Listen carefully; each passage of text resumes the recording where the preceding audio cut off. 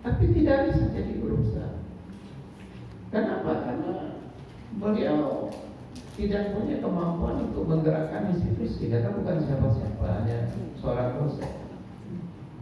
Sebentar lagi jadi guru besar, karena suami beliau sudah jadi rektor, ya. Dan semuanya pasti akan berubah. Semua orang yang tadi nggak mau bantu ngurus, langsung ngambil kesempatan untuk buru-buru ngurus kan. Nah, ini refleksi. Jadi maksud saya gini, saya bukan sedang mengkritik apa-apa, tapi ini sebuah fakta bahwa untuk menyelesaikan persoalan produktivitas ini, karena record seperti Prof. Agus Maimun tadi sampaikan, kita kan recordnya cukup bagus. Kita ranking 4 ya, dalam publikasi. Nah, ini sebenarnya salah satunya karena secara kelembagaan UIN Malang itu menanganinya gitu. Nah, kalau kita semakin intensif mengurusnya secara kelembagaan, jadi guru besar itu dipanggil kan, calon guru besar dipanggil. Saya kenapa ini hari ini menginap di Pelangi? Biasanya kan di Swiss Bell ya. Ini enggak, saya ingin nginap di Pelangi. Itu nostalgia, bukan apa-apa. Karena suatu waktu di tahun 2018 sampai 2019 saya diundang oleh Prof. Haris dan Bu Tuti, tepatnya di Bajak. Saya lagi di Jember, saya ditelepon, saya bilang lagi di Jember, Bu. Wah, ini kita mau undang, langsung ya Pak ke Malang lah, Bu. Saya di Jember selesainya Sabtu sore. Saya ke Surabaya karena naik pesawat hari Minggu gitu, pulang ke Jogja. Dan ini langsung sama Prof. Haris konsultasikan, boleh ini langsung dari Jember disuruh ke sini, suruh ke Malang, terus dibuat acara hari Minggu. Saya bilang itu kan hari Minggu. Prof. Haris bilang malahan nih, Minggu kan orang nggak ada tugas lain bisa datang. Ya.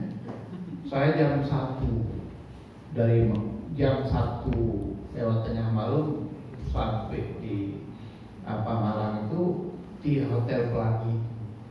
Karena di hari Minggu pagi acara dibuat di Hotel Pelangi, di gedung pertemuan di Hotel Pelangi.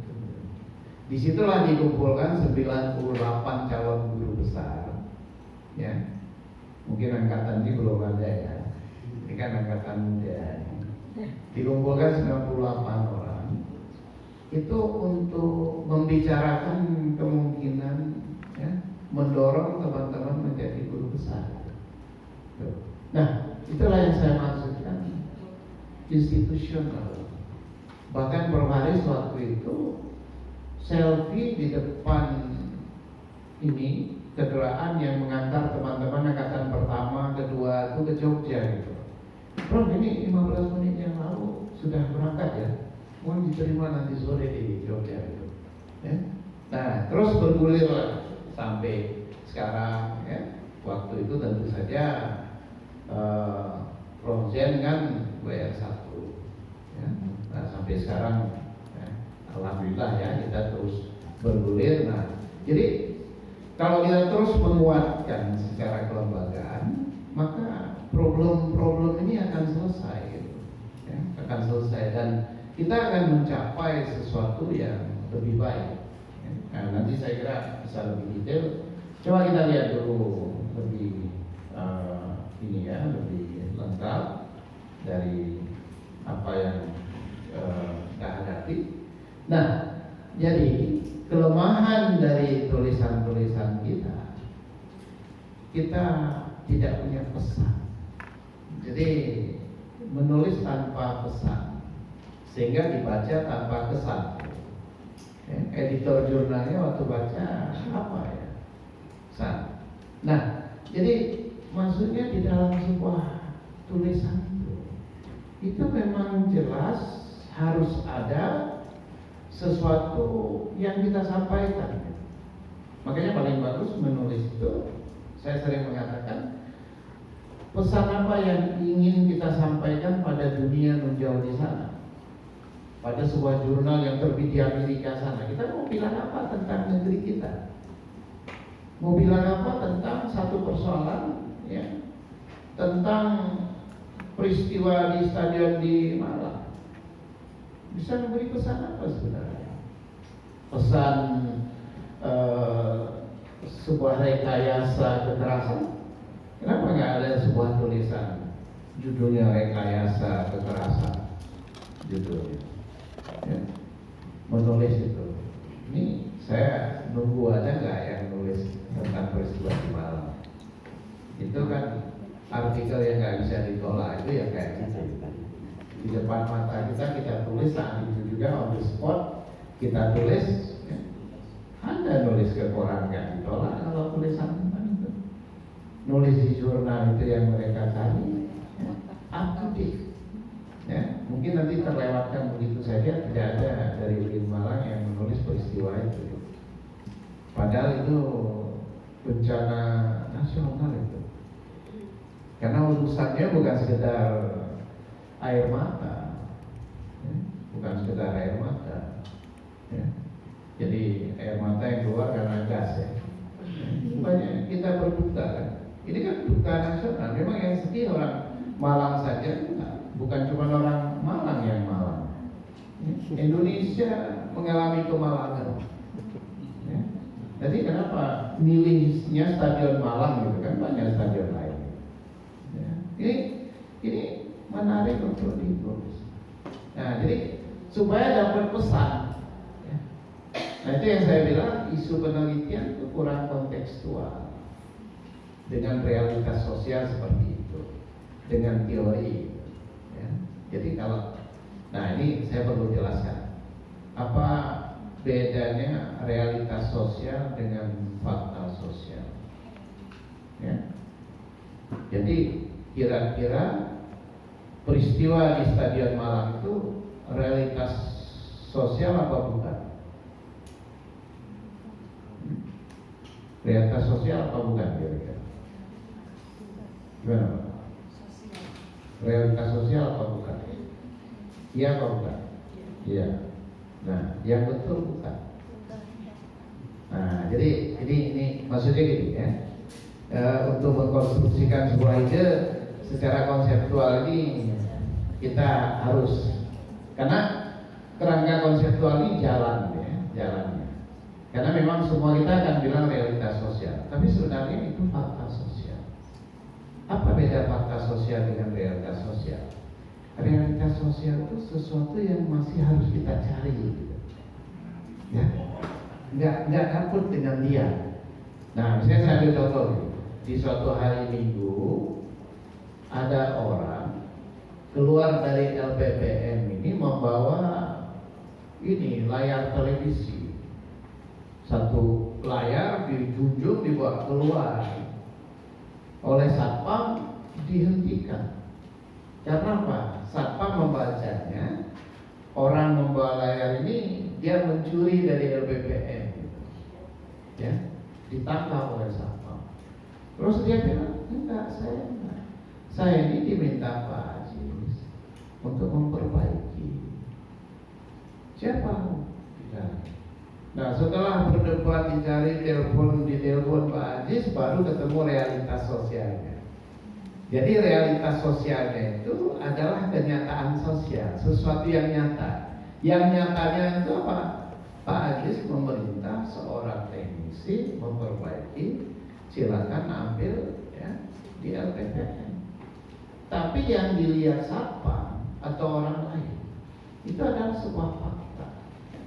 Nah kalau kita meneliti, kita menggunakan fakta untuk menjelaskan realitas sosial. Ya. Jadi yang namanya kejadian di stadion itu bukan realitas sosial. Realitas sosial itu masih harus kita korek, investigasi, diteliti. Nah, jadi inilah kelemahan tulisan kita. Sering fakta sosial kita jadikan realitas sosial. Ya. Ada orang mengatakan, weh itu ini loh. Kemarin bonceng seorang gadis yang bukan ya pacarnya atau yang bukan istrinya. Jadi lihat naik sepeda motor, seorang temannya bonceng seorang perempuan yang bukan pacarnya atau istrinya. Terus orang membicarakannya, itu ini loh, ada yang lain loh, dibicarakan tuh. Terus kamu tahu dari mana?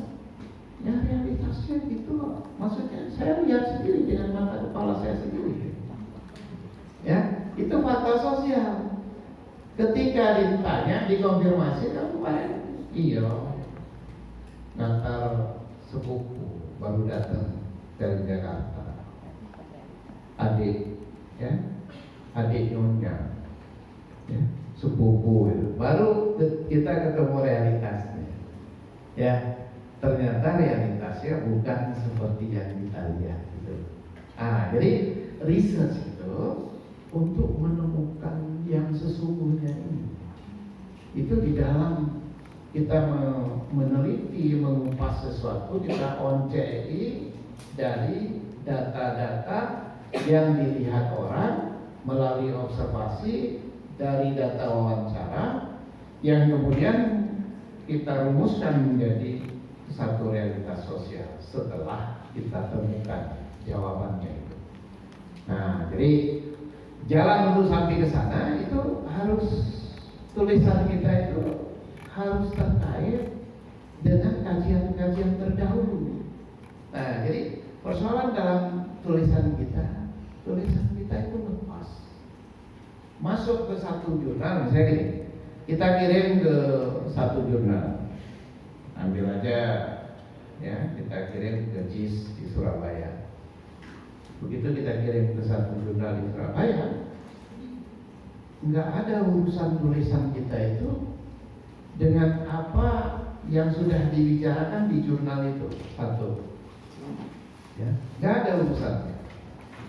Jadi jurnal itu mau menerbitkan tulisan kita nggak punya alasan yang kuat, dia akan terbit dengan macam-macam proses, tapi tidak punya alasan yang kuat. Yang kedua, tulisan kita tidak terkait dengan perbincangan akademik yang sedang terjadi gitu. Karena datang sendiri, tiba-tiba ada aja tulisan kita, nggak terkait dengan apa-apa. Makanya di dalam proposal internasional lalu kita tulis, misalnya saya ambil contoh, kita mengajukan sebuah proposal ke European Community. Ya, European Community itu kan membuka proposal setiap tahun. Biasanya kolaborasi Asia dengan Eropa. Ya, saya beberapa kali terlibat menandatangani kerjasama Eropa Asia untuk mengajukan proposal itu. Terus apa yang dinilai dari proposal itu?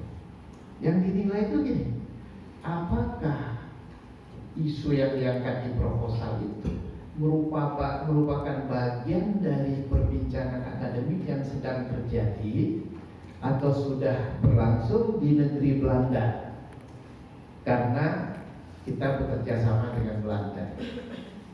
Jadi uang Belanda akan diberikan kepada kita kalau itu tidak menjadi bagian dari concern akademiknya Belanda gitu. Nah, jadi nulis secara akademik itu selalu harus kita dudukkan di dalam satu kerangka besar perbincangan akademik yang sedang terjadi. Nah, artikel kita itu datang sendiri dari kita sendiri, bukan menjadi bagian dari concern fakultas kita, bukan menjadi bagian dari universitas itu. Makanya kalau kita tulis roadmap untuk research yang kita sampaikan, proposal yang kita sampaikan ke Jakarta misalnya, tapi Mas Diki dan sebagainya, itu dalam roadmap itu kita harus bisa menunjukkan di mana letak proposal kita ini, artinya isu penelitian kita ini dalam satu perbincangan akademik, ya, research di universitas kita. Jadi di universitas kita, makanya sering Di dalam road map itu harus ada nama kita sendiri di dalam roadnya itu. Dalam arti bahwa ini merupakan bagian dari sebuah penelitian yang sudah berlangsung beberapa tahun. Terus ini melanjutkan sebuah perbincangan yang sudah terjadi. Terus saya ditanya, kalau saya nggak punya penelitian bagaimana? Ya kita klaim, ya, kita sendiri tidak punya penelitian, tapi lembaga kita sudah menelitinya. Jadi kita klaim bahwa ini merupakan concern dari lembaga kita, dari perguruan tinggi kita, yang kita ini merupakan kelanjutan. Ketika tulisan kita ini berdiri sendiri, dia nggak kuat, dia tidak punya reasoning yang kuat untuk diterbitkan. Gitu. Nah ini fondasi-fondasi yang sangat penting untuk kita perhatikan ya. Nah, yang kedua tadi soal jurnal yang saya bilang ruang bisnis, ya, tidak semata-mata akademik. Nah, jadi kita hari ini berhadapan yang susah sekali ya untuk kita hindari itu jurnal clone, ya. Clone jurnal. Ya. Clone jurnal itu jurnal yang salah halaman. Jadi dalam arti gini, jurnal aslinya itu tidak bisa dibuka. Jadi orang waktu mengupload artikel, dia masuk ke link jurnal clone yang udah disiapin oleh orang yang ngerjain jurnal ini. Jadi satu jurnal dikerjain oleh sekelompok orang yang ahli IT, ya, dia bikin link lain, jadi divert ya langsung begitu kita kirim ke link itu, dia masuk ke link ke jurnal yang sudah mereka siapkan, diproses, semua diproses, dan itu tandanya kita bisa lihat ya. Itu di depan udah minta bayaran gitu. Ya, jadi kalau Bapak Ibu nanti misalnya gini, kita terima artikel terus kita kirim artikel terus ada bahasanya gini. Jadi artikel mau submit, tolong disesuaikan dengan template jurnal ya. Itu kemudian pastikan tingkat plagiasinya tidak lebih dari 25% dan kemudian lakukan pembayaran. Nah, jadi seperti itu ya. Itu udah bisa mulai, kita udah harus curiga ini predator atau clone. Nah, kalau kita nanti membayar dan sebagainya, nanti artikel kita terbit. Tapi setelah 1 bulan atau waktu kita mau pakai untuk kenaikan pangkat, nggak bisa diakses. Clone-nya lepas, dia kembali ke jurnal semula, jurnal asli. Karena oleh jurnal asli dia lapor ke Scopus bahwa kami kena clone, itu seperti dibukukan ya, clone ya. Jadi jurnalnya dibukukan, nggak bisa bergerak apa-apa. Tiba-tiba mereka nggak ngerjakan apa-apa, artikel di jurnal dia penuh. Yang biasa dia terima cuma 10-15 artikel, tiba-tiba ada 50 artikel di dalam jurnal dia. Karena kan orang cari uang. Clone itu kan tujuannya tadi untuk mencari uang. Jadi akhirnya si pemilik jurnal yang asli melaporkan pada Scopus, dirontokkanlah semua artikel itu oleh Scopus. Bahkan udah keluar Scopus ID-nya pun hilang, Scopus ID itu. Nah ini yang hari ini sedang terjadi, bukan predatory, tapi clone jurnal. Ya, yang banyak sekali jurnal akhirnya melaporkan kami sedang. Nah yang hebat, jurnal yang palsu itu membuat catatan, hati-hati, jurnal kami sedang dihack. Justru dia yang mungkin sedang dihack. Jadi maling teriak maling gitu. Wah ini orang semakin percaya kan sama dia karena ada catatan ya. Seperti awas barang palsu. Justru yang nulis awas barang palsu itu yang palsu ya. Nah ini yang terjadi. Ini persoalan besar ini. Karena setiap rapat panitia angkatan untuk mentor kepala guru besar itu selalu ada penolakan yang disebabkan oleh jurnalnya discontinue, jurnalnya predator, ya. Jurnal nggak bisa diakses. Nah ini yang saya kira kita harus hati-hati, harus teliti. Salah satu caranya apa? Salah satu caranya kalau mengupload tulisan, buka jurnalnya jangan lewat Google, buka jurnalnya lewat Simago, ya. Nah, jadi mungkin perlu sedikit saya tunjukkan, karena kalau teman-teman lewat misalnya lewat ini ya, jadi bukanya itu lewat sini, lewat Simago. Nah kita buka lewat Simago. Nah dari ini saya buka aja. Nah kita kalau buka jurnal ambil dari sini, ya, jurnal ranking apa ya. Nah jadi dari sini kita buka. Misalnya kita mau nulis ke satu jurnal, ya. Jadi kalau ada jurnalnya saya ambil. Ya,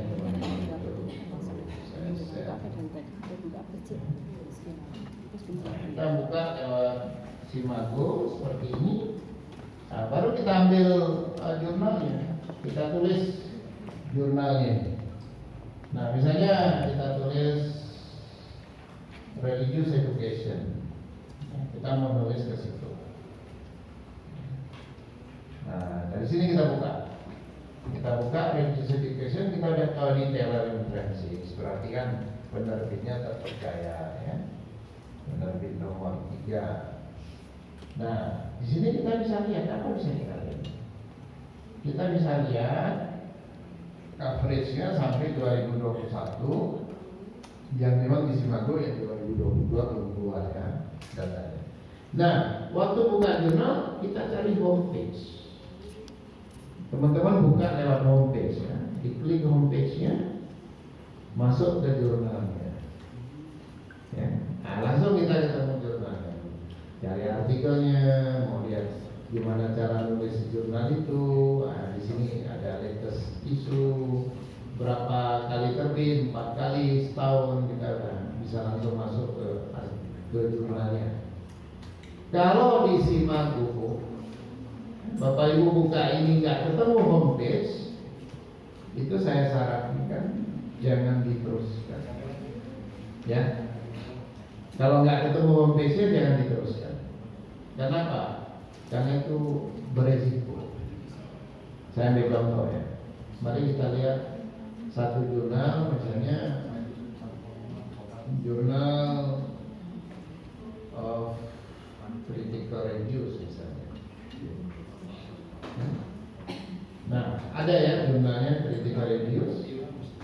Nah, kalau kita buka Journal of Critical Reviews ini, kita lihat di sini ada tulisan information not localized.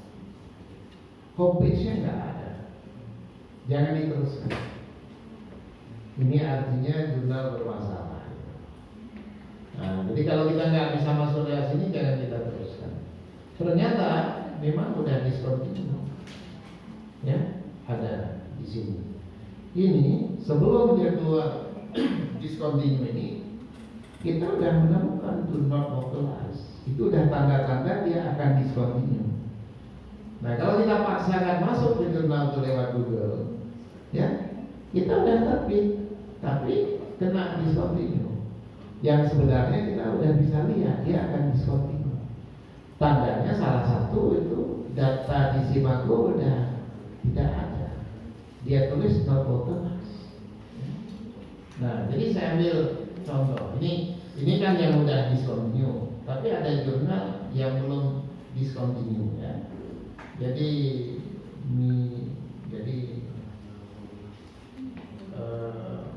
mari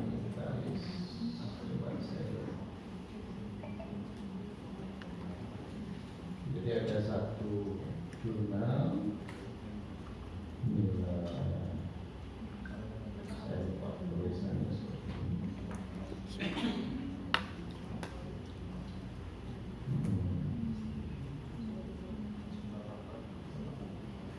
Itu ada, yang saya cek sebentar. Karena ini menarik jurnal. Kalau yang barusan saya tunjukkan itu kan memang sudah diskontinued. Tapi yang saya tunjukkan ini yang akan diskontinued. Ya, ini kita perlu lihat tanda-tandanya.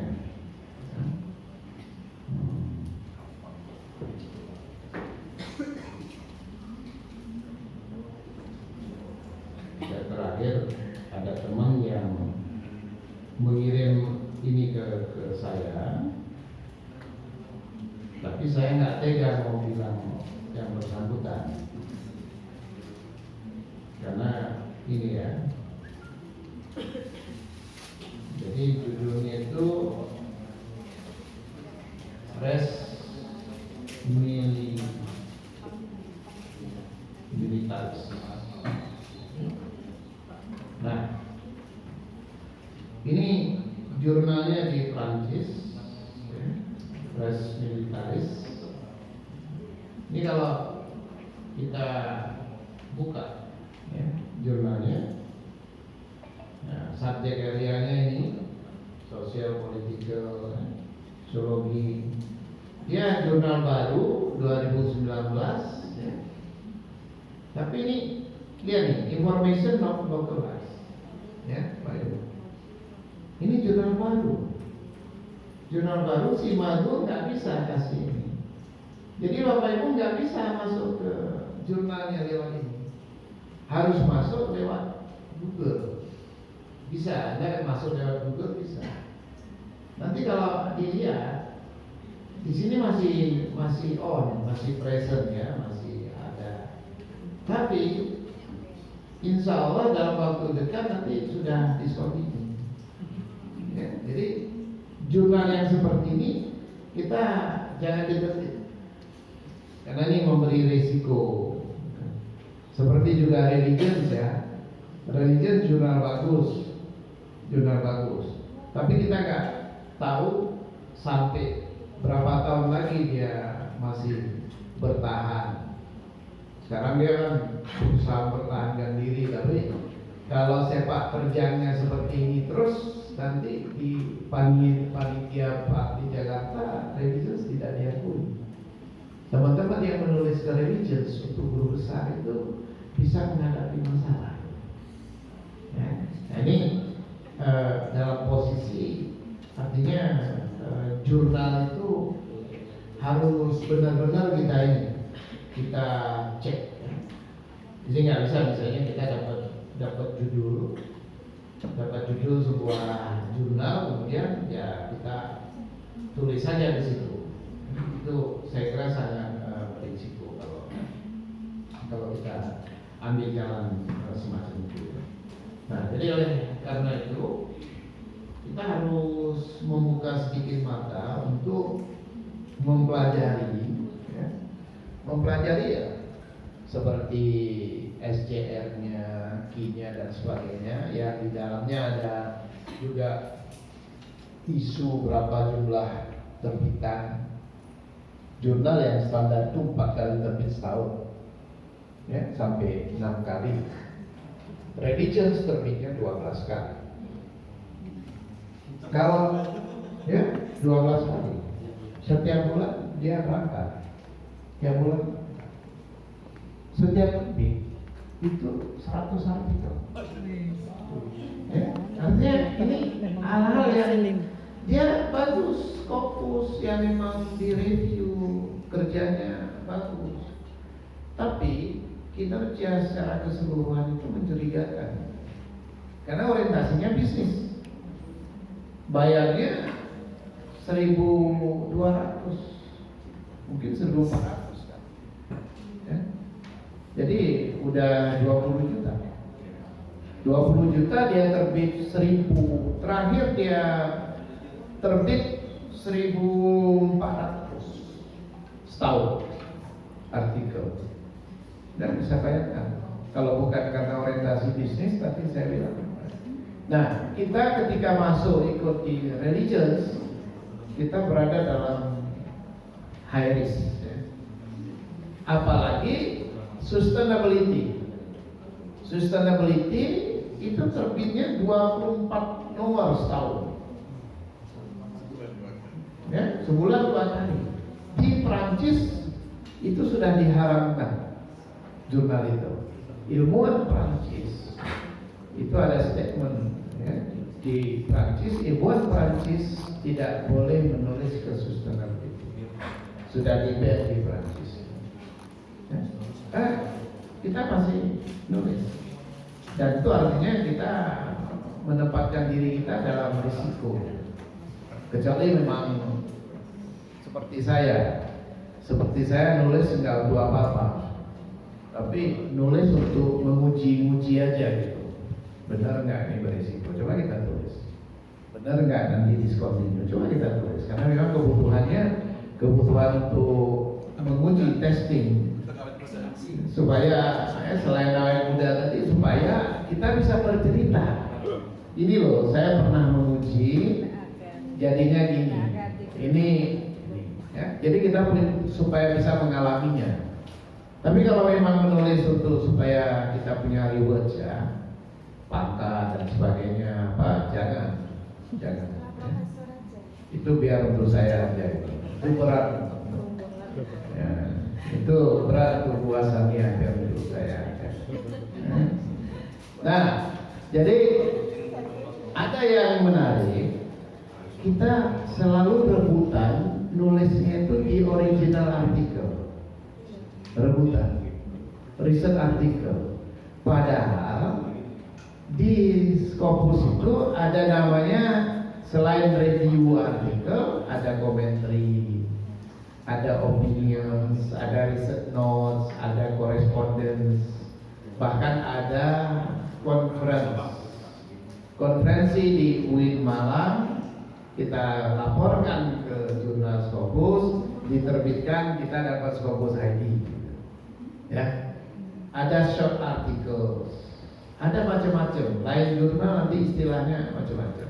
Tapi yang paling umum itu commentary, opinion, ya, short article atau research note. Research note itu sering juga sama dengan short article. Research note itu apa bedanya dengan original artikel, dengan research artikel? Research note itu catatan awal dari lapangan, belum jadi artikel. Melaporkan apa yang kita temukan di lapangan. Ya. Jadi masih ini ya, masih awal sekali.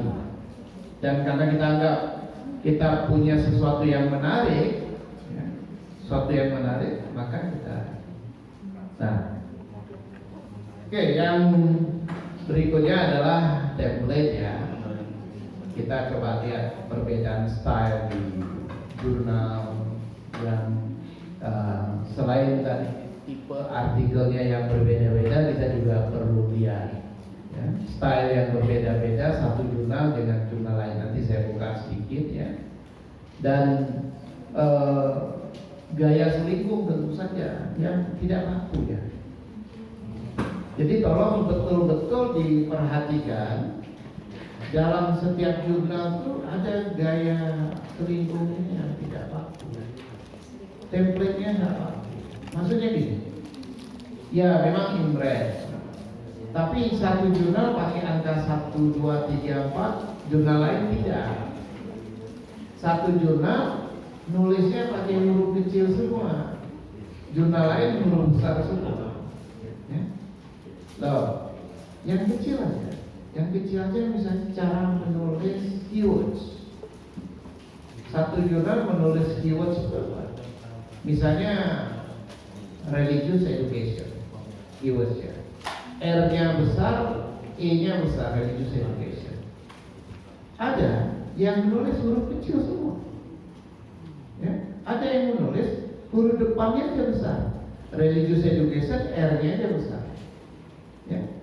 Nah, yang memisahkan satu kata dengan kata lain, ada jurnal yang memisahkan itu koma, ada jurnal titik koma. Loh, itu kan sepele kecil. Ya, tapi jurnal tuh mau kita ikuti itu gitu loh. Makanya saya sarankan selalu kalau kita mau mengupload tulisan, buka dulu 2 layar di laptop kita. Yang satu layar itu adalah tulisan kita yang sedang kita siapkan, satu layar tulisan dari jurnal itu yang sudah terbit. Dari judul rapikan semua. Kita kan punya kecenderungan judul capital. Sedikit sekali jurnal yang mengandung capital. Ya. Umumnya di huruf pertama aja dalam satu kata itu huruf besar ya. Tapi ada jurnal huruf besarnya hanya di awal nama untuk judul. Untuk judul. Nanti ada titik koma, lalu huruf besar lagi di awal kalimat. Di anak kalimat tuh ya, kalimat pertama itu huruf besar kapital ya di kata yang pertama. Nah, itu jalan-jalan atau cara ya supaya kita bisa menempatkan tulisan kita di dalam kebutuhan atau dalam tradisi yang tepat. Coba kita buka jurnal yang tadi saya sebutkan sebagai tradisi atau template yang berbeda-beda ya.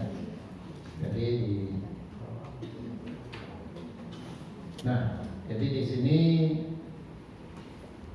Bapak Ibu bisa buka misalnya sebuah jurnal data entry untuk menunjukkan bahwa jurnal itu bisa sangat berbeda. Ini Elsevier ya. Elsevier belum muncul ya. Oke. Di sini belum muncul ya. Oh di online di apa udah muncul di sini yang belum muncul.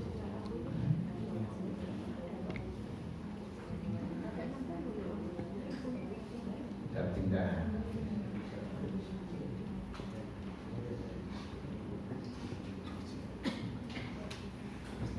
Ya.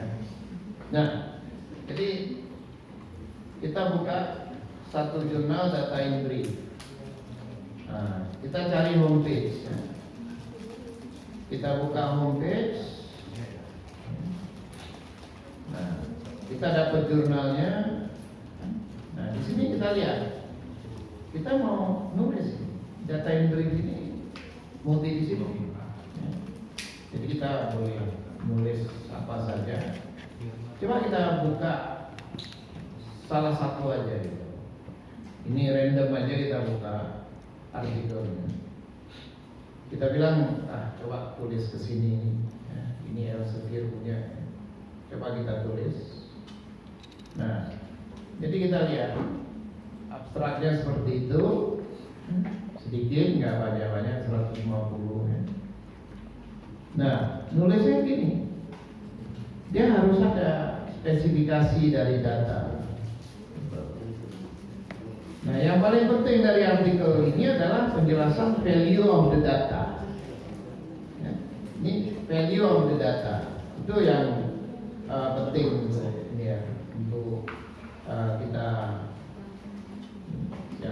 kita tulis. Ya. Value of the data. Nah, terus data description nulisnya gini. Nah, ini data description. Desainnya seperti apa? Kasih tabel, selesai. Mana discussionnya, mana kesimpulannya? Nggak ada. Ini fokus. Masuk artikel. Ya, artikel. Jadi ini yang saya bilang kita harus pelajari setiap karakter dari jurnal itu. Ya. Jadi tulisannya cuma gitu aja. Coba biar jelas kita buka ini satu lagi ya. Ya. Ya kan, kalau kita lihat, jangan-jangan kita bisa nulis ke situ gitu. Nah, coba kita buka yang ini ya. Kita buka satu lagi. Yang terbit Desember 2022. Ini terbitnya Desember 2022. Artinya akan terbit. Nah, introduction terus penjelasan ini kasih gambar atau tabel, terus usersnya siapa, followers, sponsor ya.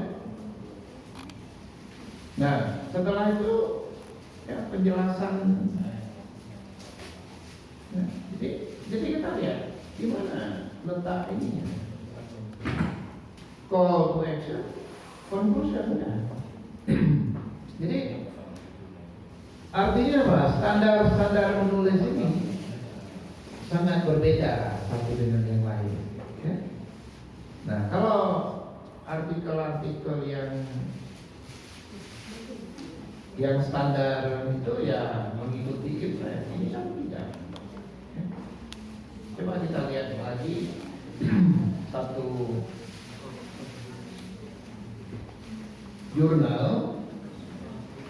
Ada jurnal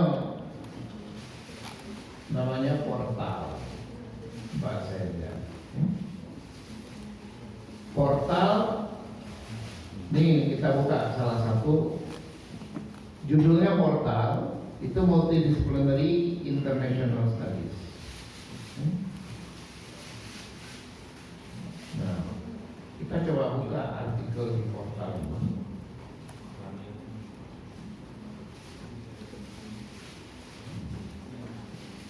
Ini previous issues atau current issues. Kita buka yang current issues, kita coba lihat artikel di Portal ini.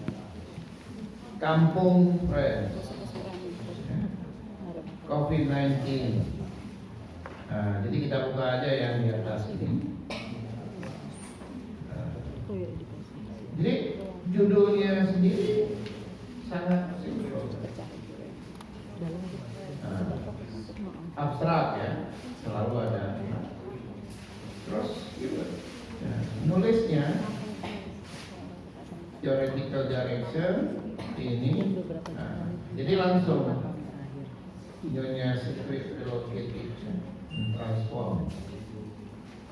Nah, jadi dia mengandung template yang sangat bebas. Ya. Dia template-nya sangat bebas. Kita ambil satu lagi biar jelas. Coba kita lihat ini. Gimana dia nulisnya? Di Portal ada beberapa dan general article, abstrak. Nah, jadi kita bisa menstrukturkan artikel itu menurut bidang disiplinnya. Kalau Portal ini juga dia menerbitkan artikel tentang seni yang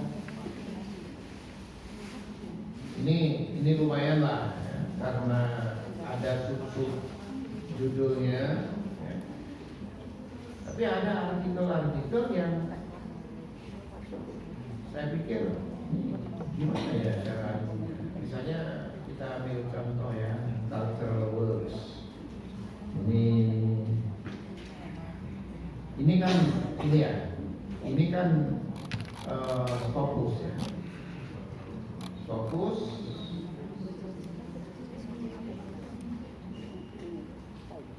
Nah, jadi artikelnya seperti ini. Nah, apa isinya? Jadi puisi. Ya. Ya, jadi orang bahasa, orang linguistik bisa aja. Itu tampilan ininya. Jadi publikasi puisi. Ya. Sudah. Nah, puisi. Nah, nggak ada penutup, nggak ada apa-apa. tutup aja dengan puisi. Ya. Jadi Kayaknya beda-beda. jadi kira-kira gini, ini orang nulis ini dapat Scopus ID gitu. Kita sibuk nyari Scopus ID melalui itu research artikel atau disebut original artikel. Jadi banyak orang bisa menulis dengan macam-macam kesempatan, macam-macam kemungkinan. Nah, jadi maksud saya gini, tolong kita kalau mau menulis itu betul-betul kita eksplorasi. Peta jurnal itu kita kuasai, kita eksplorasi supaya kita bisa meningkatkan tingkat penerimaan artikel kita di mana dengan memahami itu. Nah, yang sangat penting juga saya sering sebutkan itu adalah peta besar teori atau keilmuan. Bidang kita itu bidang apa, kita harus pahami gimana letak research kita itu di dalam peta besar itu. Jadi penguasaan teori yang lemah itu ya memang menjadi dasar kita untuk membaca sesuatu seperti tadi misalnya, membaca sebuah fakta sosial. Ketika membaca kita beri nama, memberi namanya pakai apa? Pakai teori.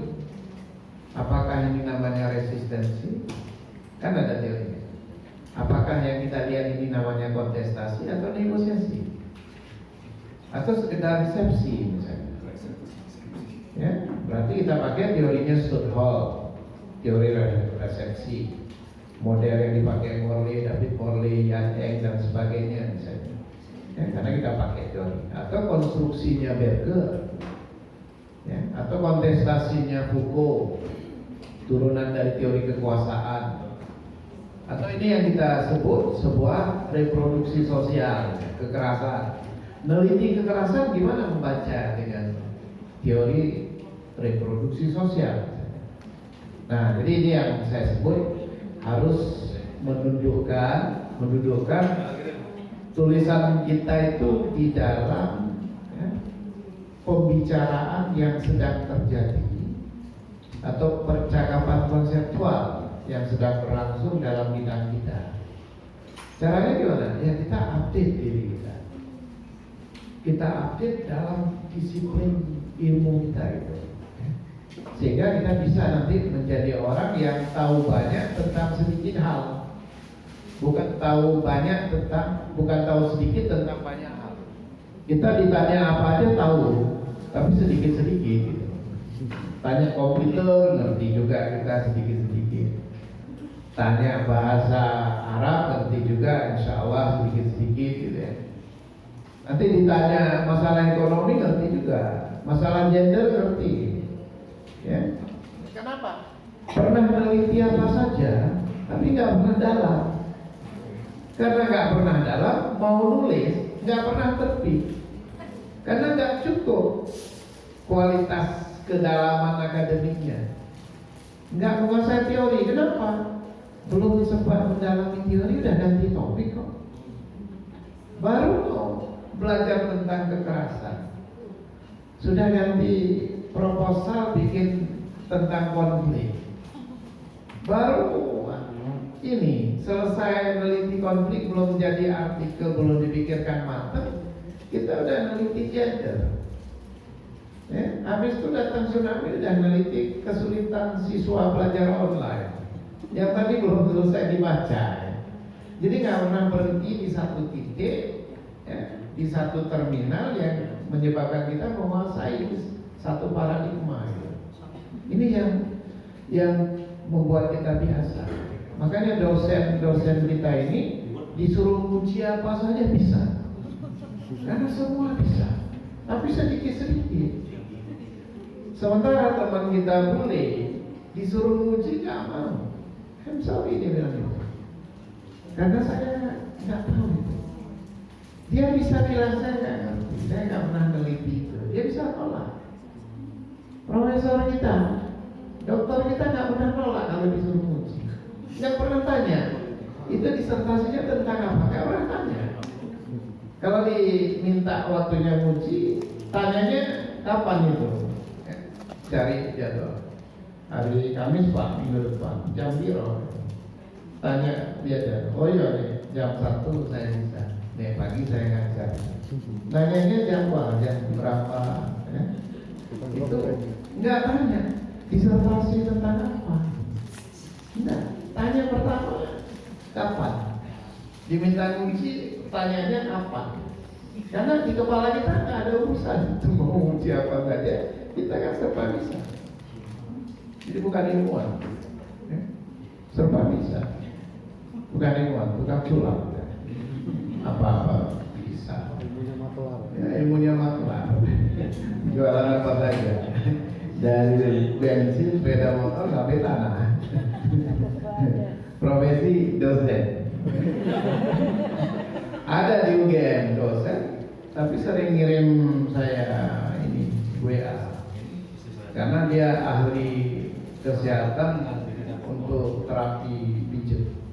Ya, sebenarnya profesi yang benernya apa gitu. Di rumahnya, depan rumah jual bensin. Biasanya proses apa yang Tidak mau tuh ya. Tapi itu just intermezzo ya. Tapi maksud saya gini, mari bisa nggak kita berkomitmen 5 tahun saya akan mendalami isu ini secara matang. Sekarang masuk era digital, kita misalnya ada orang ini kan era media digital ya. Saya mau dalami persoalannya disebut digitalisasi agama, ya, atau ya seperti Internet of Religion. Jadi nulis apa saja itu muaranya ke Internet of Religion. Bagaimana ketika agama menjadi virtual, dari orang belajar melalui YouTube sampai diskusi Jumatan nanti ke online. Ya, kita tulis sampai nanti ujungnya naik haji secara metaverse. Ya. Mana tuh? Gak usah kemana-mana, tetap di Malang tapi udah naik haji. Ya. Kalau naik haji biasa, naik haji. Ya, naik haji. Jadi itu soalnya di Padang dulu ada namanya Anafis. Anafis yang menulis robohnya Surokami. Saya berteman dengan Anafis karena anaknya itu kuliah antropologi di Padang. Karena saya sering ke Padang, selalu ke rumahnya, akhirnya berteman dengan bapaknya Anafis. Suatu hari Anafis itu mau berangkat haji, saya di sana datang anak-anak muda kampung. Nah, Pak Nafis katanya mau naik haji ya, gitu kan? Masuk. Pak Nafis langsung marah. Inilah anak-anak muda zaman sekarang. Bicara itu ya, seenak perutnya. Dia bilang menunaikan haji, bukan naik haji. Kalau naik itu hajat. Nah, jadi ini gara-gara munggah haji, kan? Terjemahan dari munggah haji. Yang benar tuh menunaikan haji. Nah, tapi jangan dipakai menunaikan tugas, itu nggak bisa. Karena kita sering menunaikan tugas, tapi bayarnya non tunai, jadi nggak nyambung. Ya? Menunaikan tugas, bayarnya non tunai, kan nggak nyambung. Tidak tertunaikan. Ya, jadi, nah, jadi peta teori ini bisa kita dapat kalau kita komit 5 tahun, ya 3 tahun lah mempelajari sesuatu setiap hari. Jadi kalau saya bertanya gini, Bapak Ibu, berapa lama kita butuh waktu untuk menjadi ahli dalam satu bidang? Ya? Untuk menjadi ahli dalam satu bidang. Nah, kalau kita mau ahli dalam satu bidang dalam 1 tahun, itu artinya kita membutuhkan 1,5 jam setiap hari mempelajarinya. Nah, jadi kita atur sendiri aja lah. Kasarnya, kalau kita mau ngerti betul dunia Scopus ini, kita siapkan 1,5 jam setiap hari mempelajari dia. Dalam 1 tahun Anda jadi ahli, bisa memberi ceramah di mana-mana tentang Scopus, kira-kira gitu. Ya, kalau Anda mau ahli dalam bidang misalnya kekerasan, violence, dalam berbagai bentuk, atau teori, ahli dalam teori marginalisasi, ya. Nah, ahli dalam macam-macam teori, hegemoni dan sebagainya, itu butuh 1,5 jam setiap hari untuk mempelajarinya. Dan dalam 1 tahun kita menjadi expert, tapi butuh 1,5 jam tiap hari. Nah, jadi oleh karena itu sebagai seorang peneliti, kita harus mempelajari sesuatu setiap hari, sebentar-sebentar, tapi setiap hari. Seperti menulis.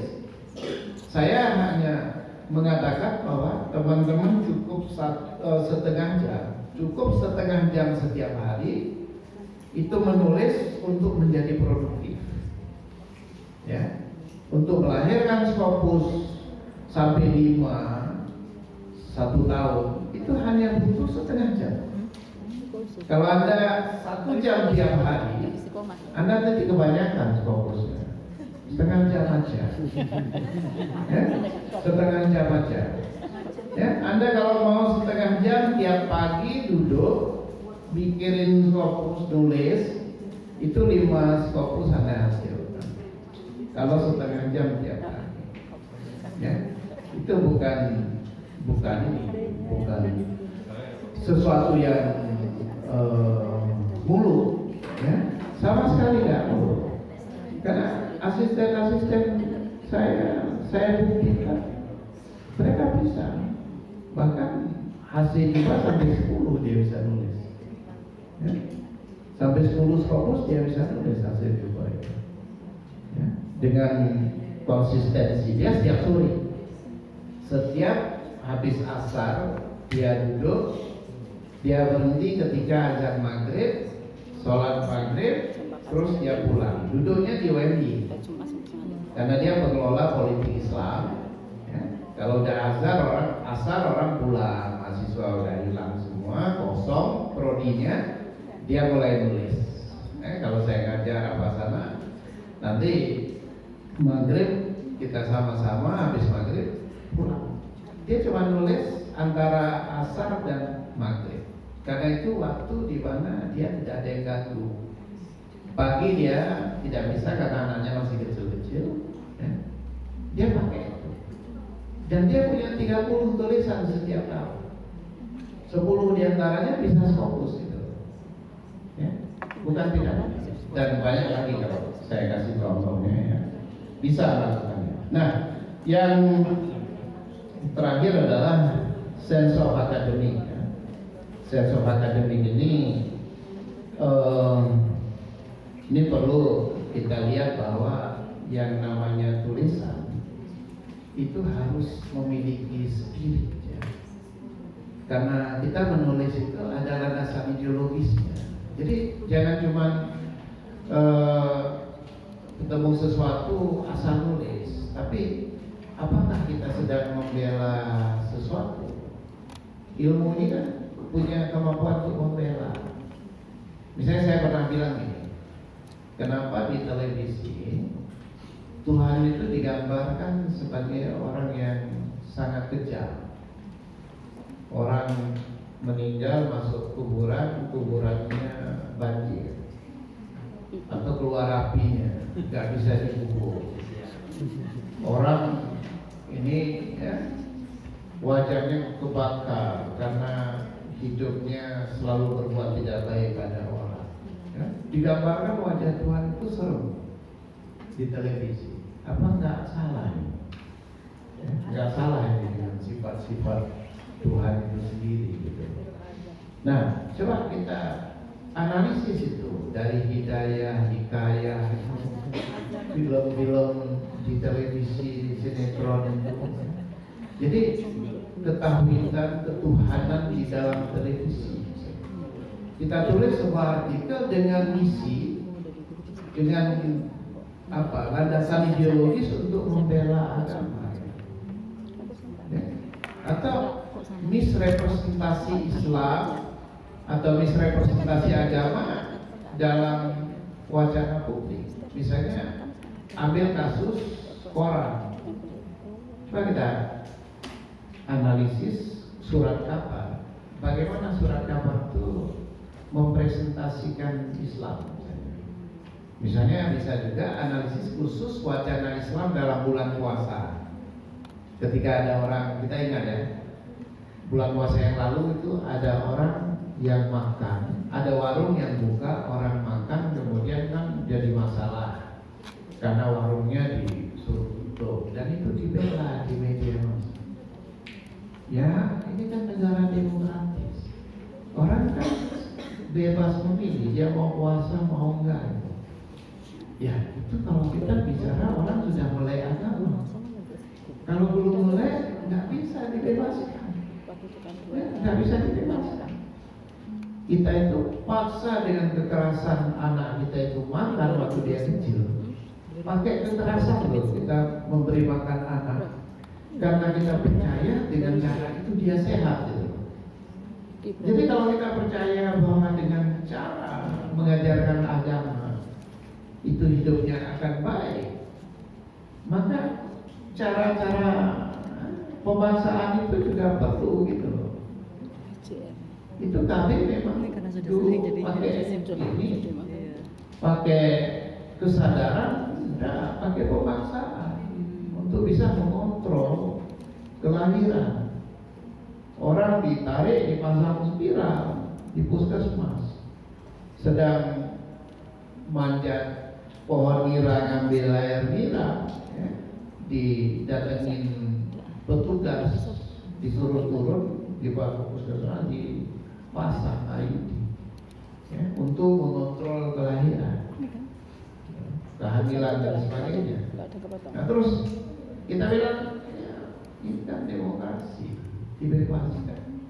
Nah mari kita tulis sebuah jangan-jangan kampanye kita tentang demokrasi itu memiliki implikasi yang sangat bahaya di belakang hari. Mari kita tulis. Kenapa? Membutuhkan pemikiran yang jernih, perenungan yang tajam untuk bisa melihat, ya, di balik apa yang kita sebut fakta-fakta itu tadi. Jadi oleh karena itu, kalau kita bisa meramal Indonesia 10 tahun ke depan, itu tulisan menjadi sangat penting. Salah satu tulisan saya, bukan satu, ada paling nggak ada 2 tulisan saya, yang ketika saya mencoba bertanya, kenapa tulisan ini bisa terbit, saya ketemu jawabnya. Yang satu itu karena saya bicara Indonesia 2015 sampai 2045. Ya? Siapa yang nulis Indonesia 2045? Ya? Jadi judul tulisan saya itu, ya, menganalisis isu seperti Zionisme untuk meramalkan Indonesia di tahun 2045 seperti apa.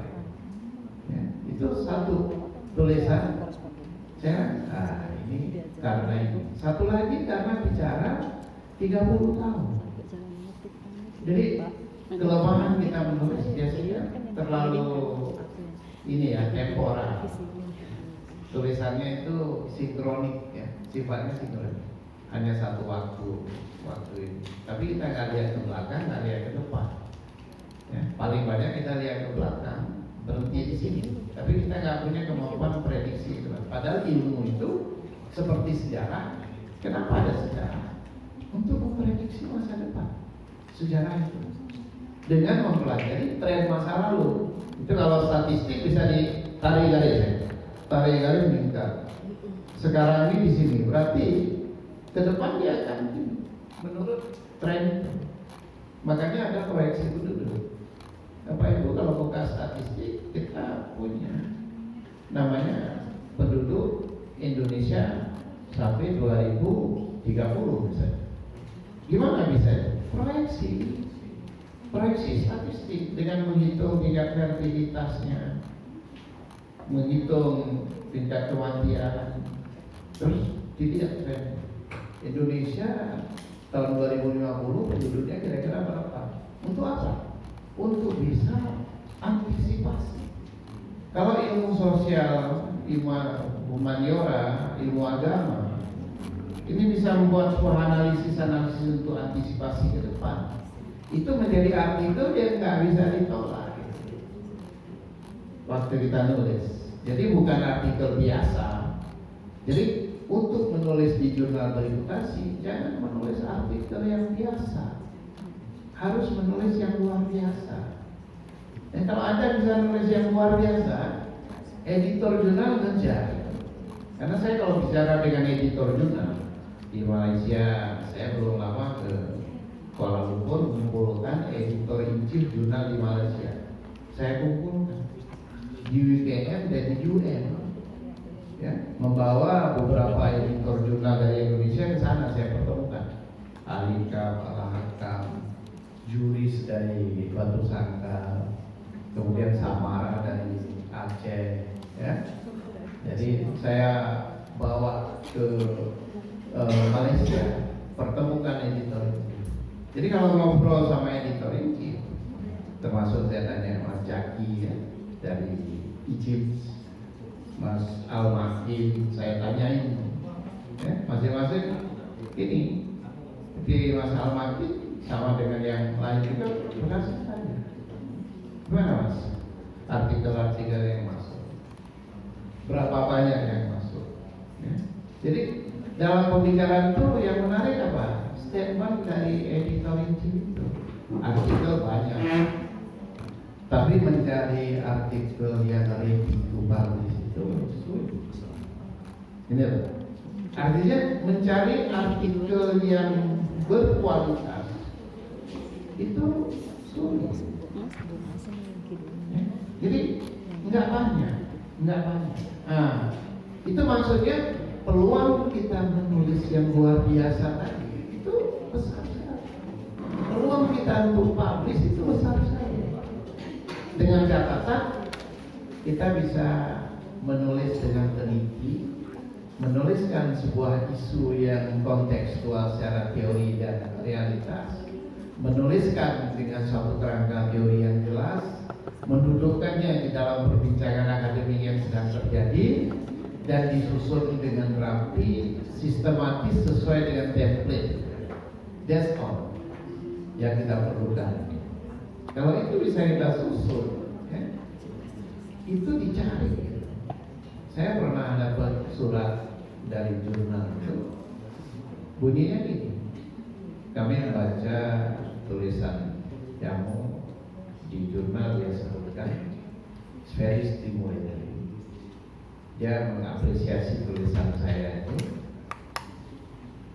Terus dia bilang, apa kamu tidak apa kamu tidak berpikir seperti itu ya, atau tertarik untuk menulis di jurnal kamu?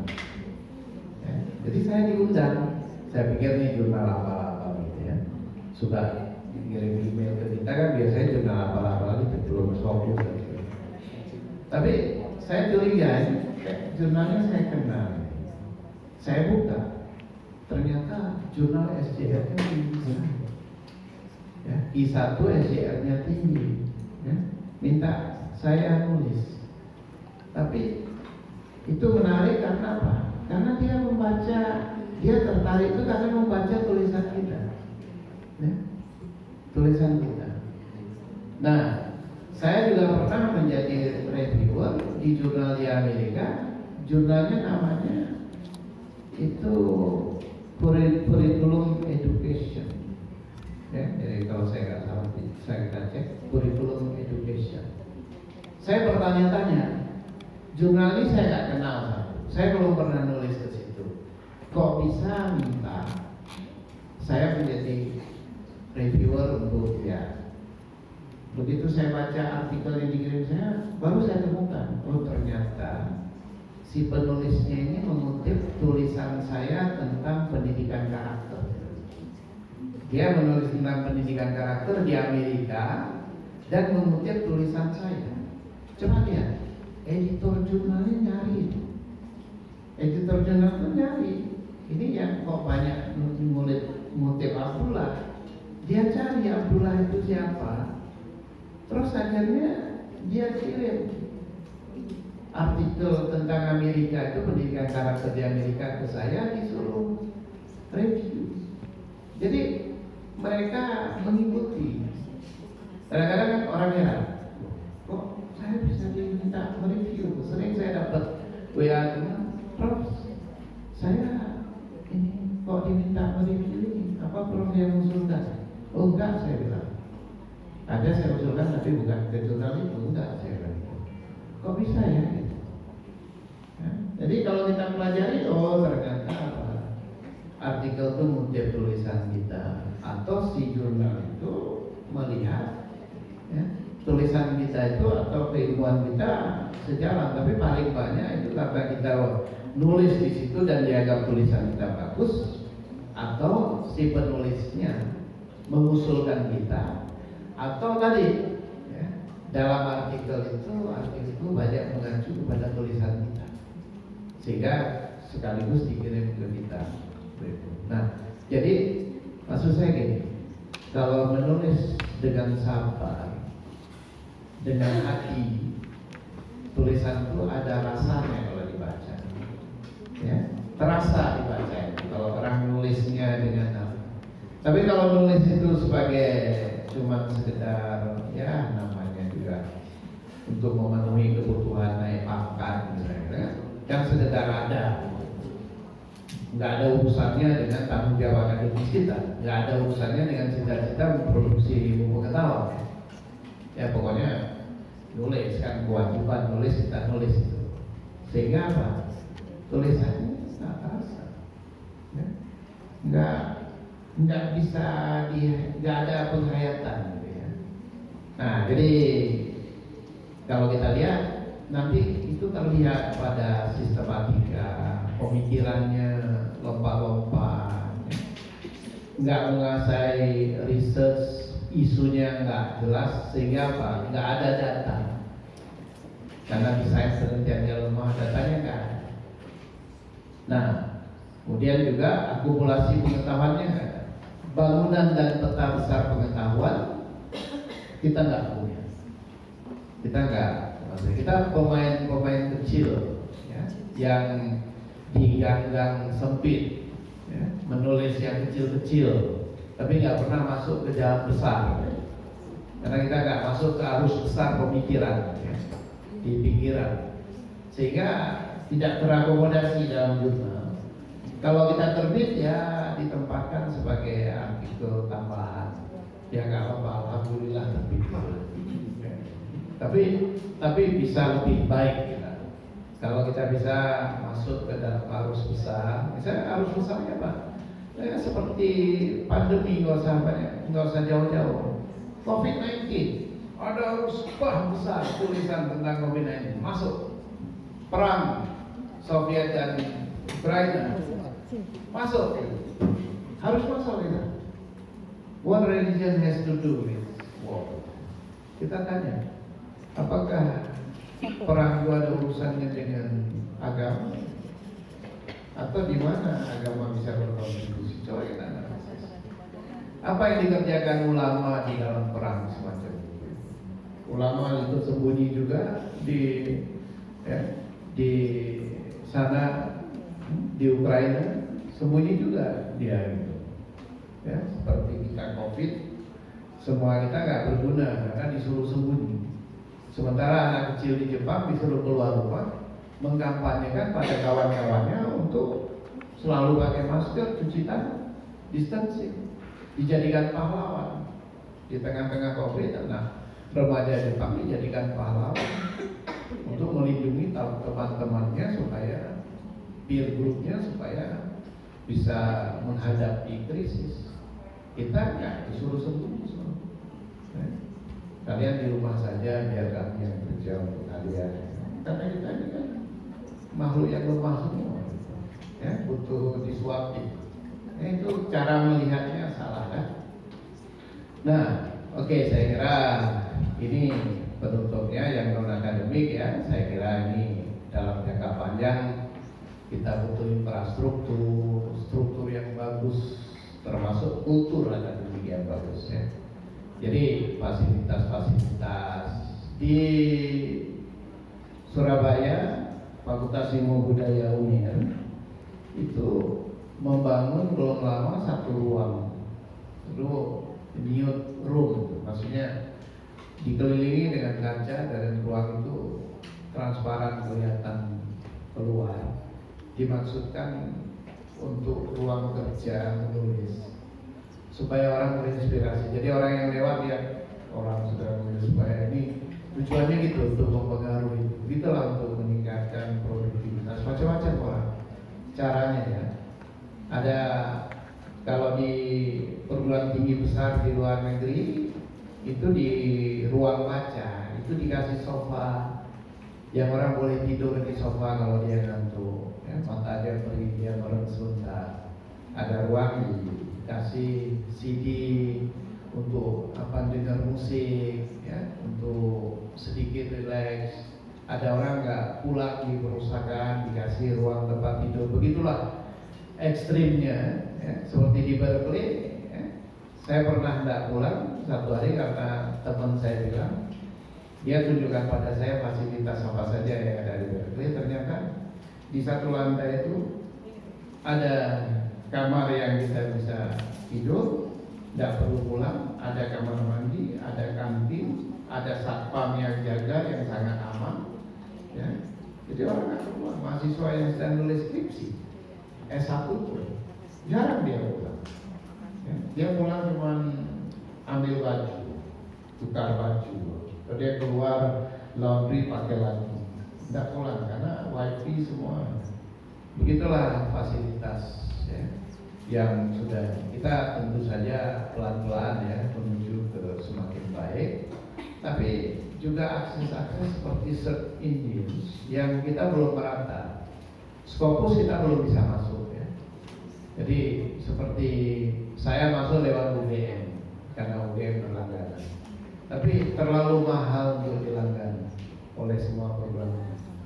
Saya mengusulkan kalau bisa yang berlangganan itu Kementerian Agama dan kemudian aksesnya dibuka ke PTK, PTKINKIS kalau perlu kan. Tapi artinya semua perguruan tinggi di luar Kementerian Agama boleh mengaksesnya. Karena seperti UGM pun dia punya akses, tapi kurang dimanfaatkan juga. Ya. Jadi tidak dimanfaatkan oleh semua dosen, tidak semua dosen. Kecil sekali pemanfaatannya. Di UGM setiap mahasiswa dapat 5 GB per hari. Ya, per hari 5 GB yang bisa dipakai untuk download macam-macam, dan itu tidak termanfaatkan dengan baik.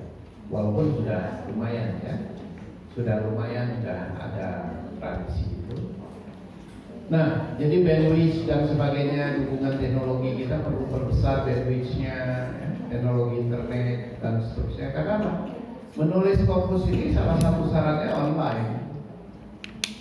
Jadi untuk produktif di dunia penerbitan internasional itu salah satu syaratnya online. Masih menggunakan bahan-bahan yang offline, kita kalah. Karena referensi itu selalu dicek. Apakah setiap referensi kita itu bisa ditemukan recordnya di internet apa enggak? Dia punya search engine-nya. Ada yang nggak bisa ditemukan, dan itu kualitas artikel kita jadi rendah. Karena referensi kita tidak bereputasi. Ya. Artikel bereputasi salah satu ukurannya adalah referensinya bereputasi. Nah, ini sampai ke perlu gitu ya, peraturan, regulasi yang mengatur kewajiban menulis.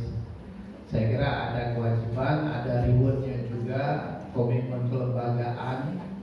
Ya, misalnya kita belum selesai semuanya, misalnya gini. Statement yang sederhana.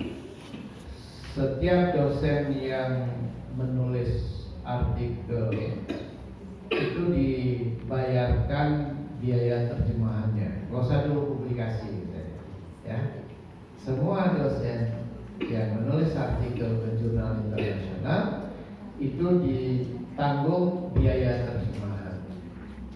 Kalau perlu setiap dosen ya, dapat mengakses fasilitas terjemahan artikelnya ke satu biro publikasi di universitas. Jadi kita mengirimkan artikel kita ke satu biro itu atau unit untuk diterjemahkan. Siapa saja yang pertanggungjawabannya adalah artikel yang diupload ke jurnal. Ya, pertanggungjawabannya upload ke jurnal yang sudah diterjemahkan diupload. Ya, kalau dia tidak upload ada konsekuensi tentu saja. Tapi sampai ke tingkat dasar itu saja kita belum bisa memberi komitmen secara institusional. Jadi komitmen kelembagaan kita perlu dapat sampai ke tingkat minimal ya. Itu seperti itu. Kalau enggak sulit kita harapkan produktivitas akan meningkat. Saya kira tadi disampaikan Pak Ketua LPPM ya, kita sudah mencapai itu. Tapi kalau kita mau lompat lebih tinggi, mengalahkan UIN Sahid Jakarta, kita butuh reformasi di dalam kebijakan seperti itu. Ya, kalau kita berani menanggung semua biaya terjemahan, supaya kita nggak ada masalah dengan yang ini biaya 3 juta, itu 4 juta dan sebagainya, itu diterjemahkan oleh satu unit di perguruan tinggi. Mereka membayar ya, orang yang memang dipekerjakan untuk menerjemahkan ini dosen, dibayar dengan standar atau dengan sistem yang bisa ditangani ya. Jadi kita nggak usah mikir lagi, pokoknya asal nulis kasih ke universitas, kembali ke kita dalam bahasa Inggris, tugas kita upload. Nah, di Fakultas Ilmu Budaya kami menginovasi satu unit publikasi itu diberi mandat untuk mengelola artikel. Dalam arti apa? Dosen di fakultas yang tidak bisa mengupload, tidak mengerti teknologi dan sebagainya, dia kasih ke unit itu. Ada seorang guru besar bilang, "No, artikel wis tak tulis sekarang mau artikel ini." Termasuk memilihkan jurnal, karena apa? Harus dibedakan unit produksi pengetahuan dengan unit distribusi ilmu pengetahuan, itu harus dibedakan. Jangan orang yang mikir akademis nulis disuruh mikir jualannya seperti apa. Menjual artikelnya supaya laku di jurnal itu kayak apa, itu harusnya ada ahlinya. Mengupload ke sistem itu harus ada ahli IT-nya. Tidak semua orang tampil di dalam ya. Apalagi mungkin komputernya juga nggak kompatibel ya. Banyak dosen kepingin nulis kompos tapi komputernya Sinta 5, jadi nggak kompatibel ya. Mengeluarkan angka A itu pakai kekerasan, mau mengeluarkan angka A itu pakai kekerasan, tidak bisa sekali ditekan ya. Ada komputer yang seperti itu ya. Kadang-kadang terpaksa saya tukar sama komputer saya, Pak pakai ini aja Pak. Kita ngeliatnya aja udah stres, apalagi nulis ini. Jadi kita mikir udah susah, itu menghadapi komputer yang susah lagi. Nah, oke, jadi inilah ya, nanti dengan research group ya, kita punya komitmen yang ya, tradisinya bisa kita bangun, mengubah iklim akademik. Saya kira ini harus berjalan seiring ya, untuk bisa mencapai semua. Ya baik, saya kira itu poin-poin yang ya, menyangkut topik kita pada hari ini, dan saya kira kita bisa memanfaatkan waktu untuk mendiskusikan ya, hal-hal yang menjadi pertanyaan teman-teman selama ini atau kesulitan-kesulitan yang dihadapi selama ini. Tadi ada satu titipan pertanyaan atau satu isu yang dibawa tadi, itu adalah tentang kesulitan membuat ya tadi Gus Maimun tadi bilang pada saya kalau ada yang bertanya bagaimana menulis argumen. Ya. Jadi sering kita kesulitan waktu menulis argumen. Jadi kalau kita mau menulis kan di paragraf keempat di introduction di dalam template ya Scholar itu ada argumen. Nah, jadi argumen itu sebenarnya kan dia merupakan jawaban sementara ya, atas pertanyaan. Nah, jadi maksudnya kita kalau menulis kan ada pertanyaan penelitian, ada masalah penelitian. Nah, jadi kita harus beri jawaban sementara. Argumen ini padanannya itu hipotesis. Hipotesis itu kan bunyinya. Jadi kita lihat satu hipotesis. Jadi kita bilang hipotesis itu ada hubungan antara ya. Nah, jadi kita bilang hubungan fasilitas ya. Jadi kita bilang ada hubungan fasilitas. Nah, ini sebagai variabel X dengan ya, prestasi ya, prestasi belajar, prestasi kerja. Kita sedang mengukur sebuah hubungan antara prestasi kerja atau menjelaskan prestasi kerja itu ditentukan oleh apa. Nah, jadi kita uji fasilitas, ya, fasilitas.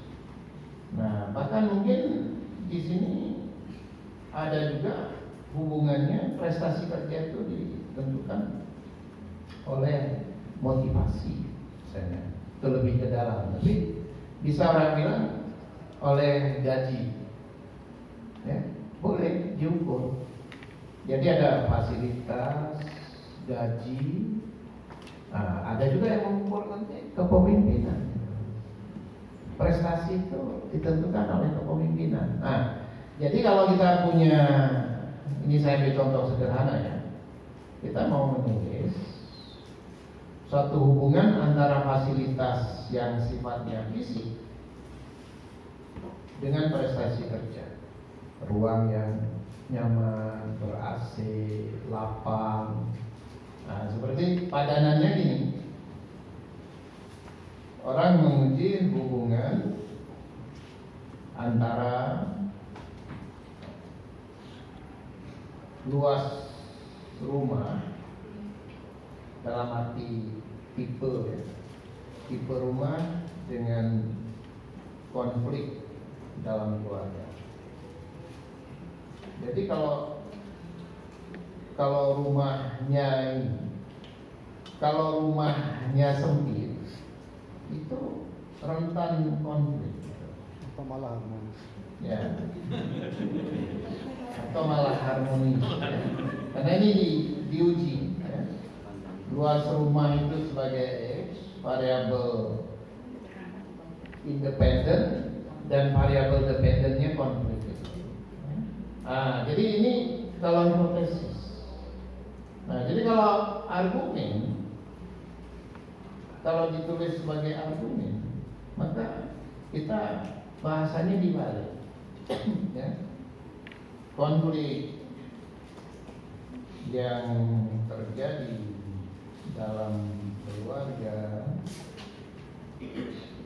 tidak dapat dipisahkan dari kondisi ruang rumah.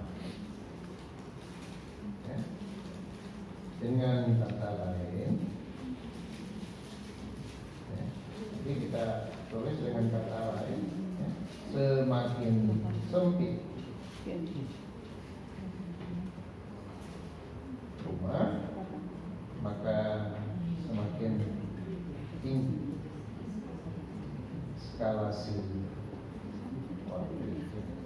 Nah, jadi ini argumen itu konstruknya semacam itu. Jadi membahasakannya karena bahasa kualitatif, kita balik. Cara yang paling mudah dibalik. Nah, seperti misalnya yang di atas, kalau kita jadikan argumen, ya, ini kita jadikan argumen, ya. Nah, ini bunyinya dibalik.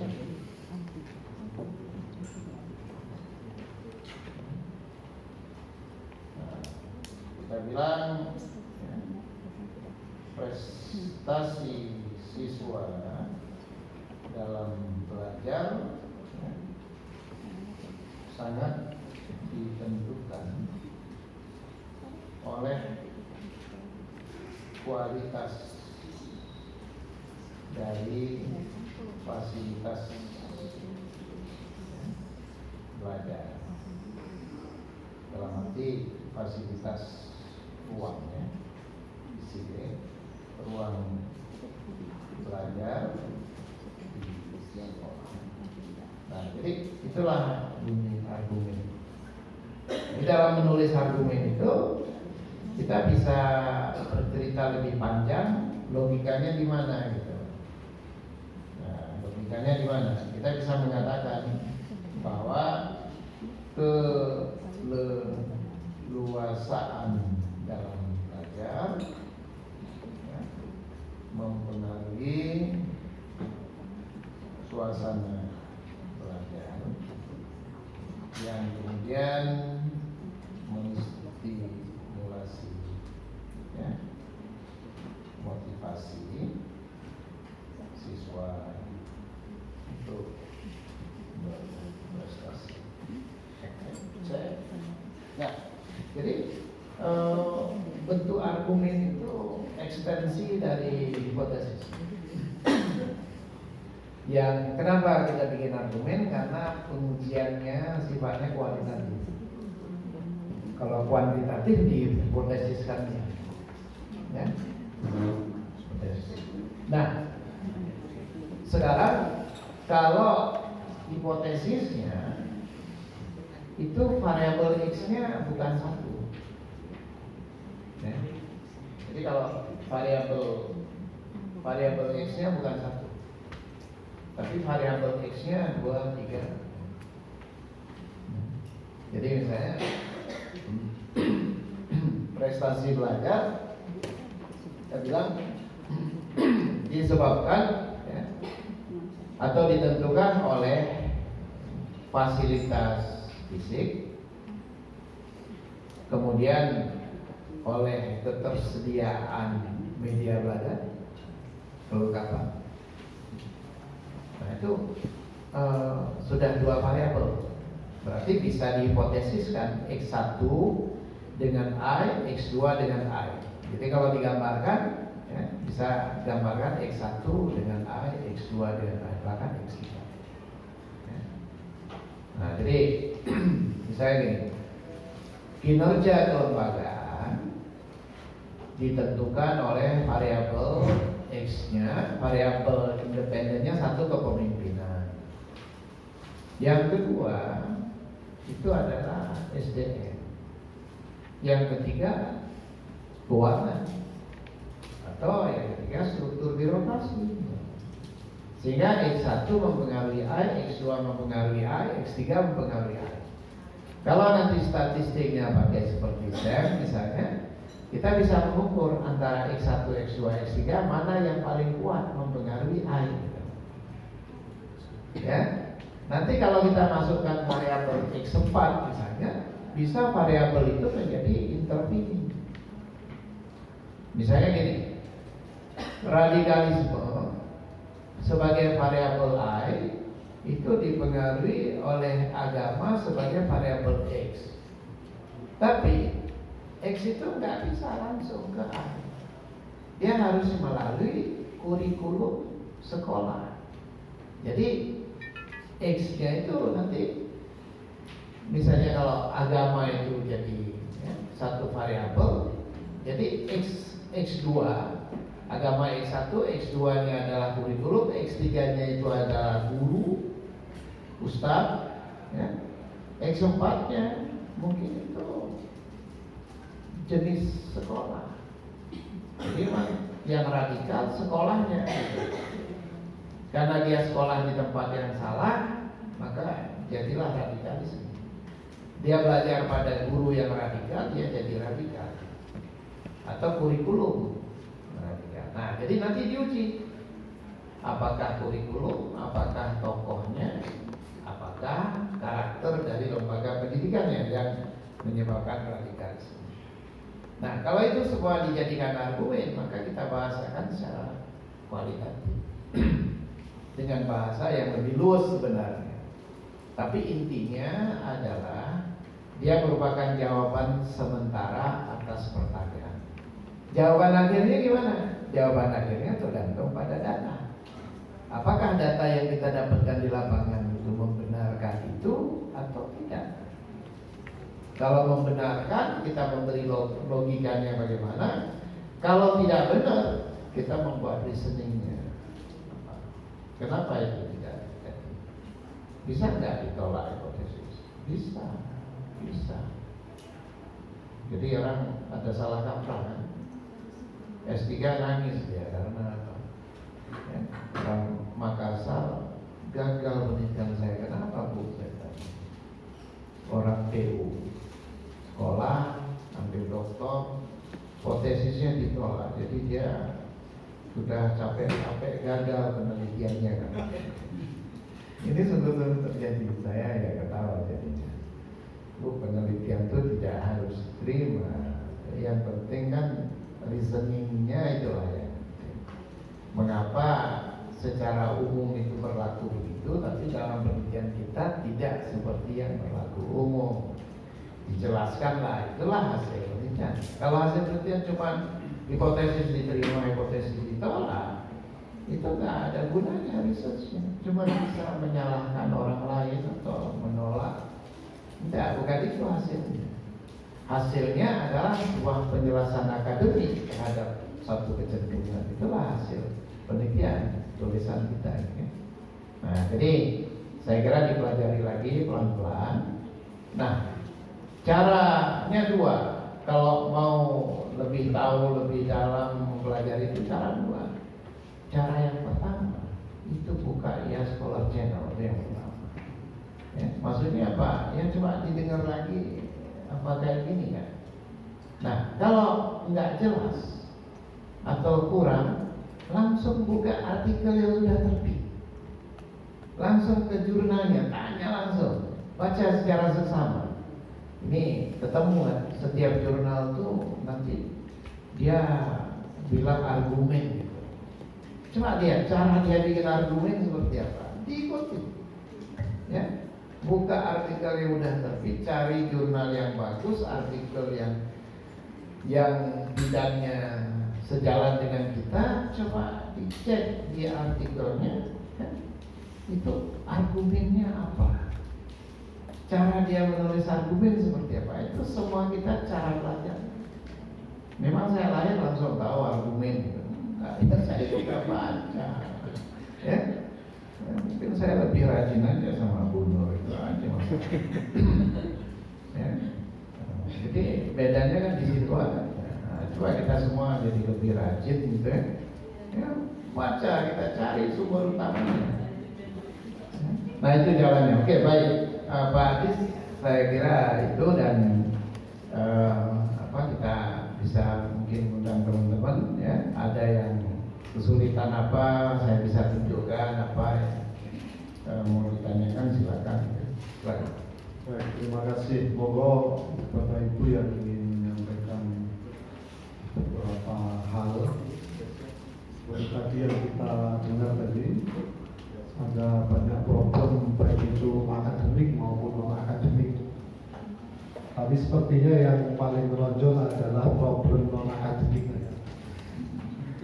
termasuk yang terakhir tadi, karena tradisi penulis yang masih lemah dan komitmen individual yang memang kurang di antara kita. Ini terbukti dari ada bantuan dana untuk publikasi ilmiah Scopus yang disediakan setiap tahun kalau nggak salah untuk 50 artikel ya, masing-masing 10 juta, itu tidak pernah terserap semuanya. Tahun ini pun juga begitu.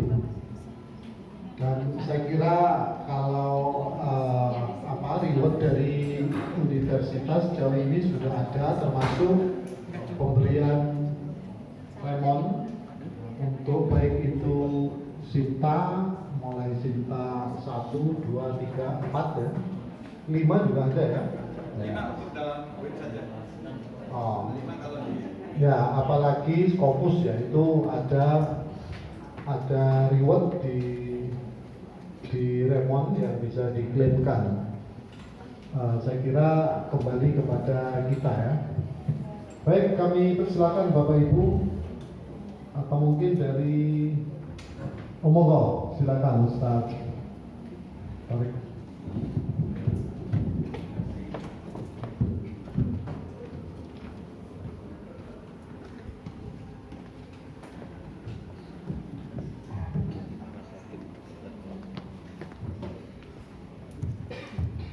Baik, terima kasih atas waktu yang diberikan kami.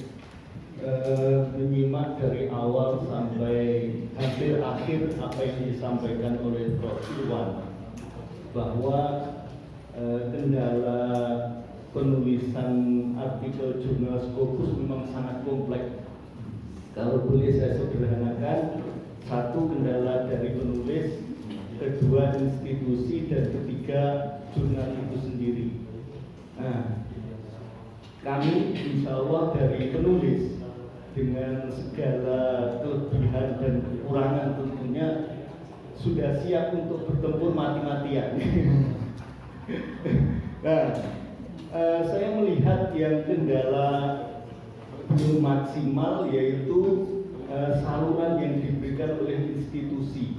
Dalam hal ini yang disampaikan oleh Prof. Irwan tadi, misalnya di setiap fakultas ada tim yang mensubmit jurnal itu, bahkan menerjemah. Nah, ini sekaligus menurut saya apa yang disampaikan Prof. Irwan adalah pemantik kebaikan. Apa yang sudah dipantik oleh Prof. Irwan ini saya kira perlu ditindaklanjuti, khususnya oleh LPM, dan mohon maaf tanpa mengurangi rasa hormat kami bagi para pimpinan kita semuanya. Karena terus terang selama ini saya termasuk yang ngaji ke Prof. Irwan selama 1 minggu.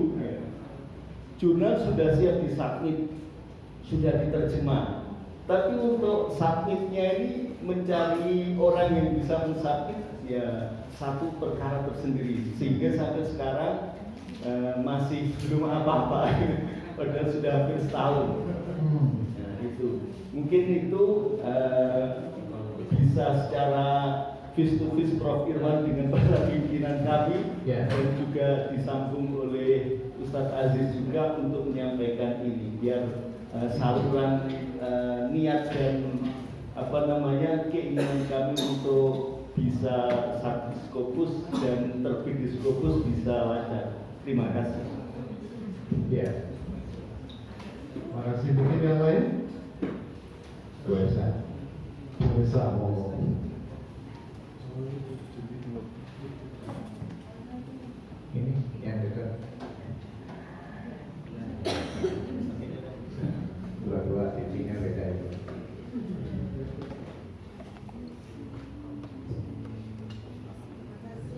Assalamualaikum warahmatullahi wabarakatuh. Prof. Irwan, pertanyaan saya ini sangat teknis. Kebetulan tadi Prof. Irwan menjelaskan tentang problematika untuk submit ya. Nah, terkait dengan kalau kita mau bersubmit itu kita ambil skimago, kemudian ambil pitch. Nah, kemarin itu saya punya pengalaman seperti ini, Prof. Di skimago sudah saya cek itu ada, kemudian pamfletnya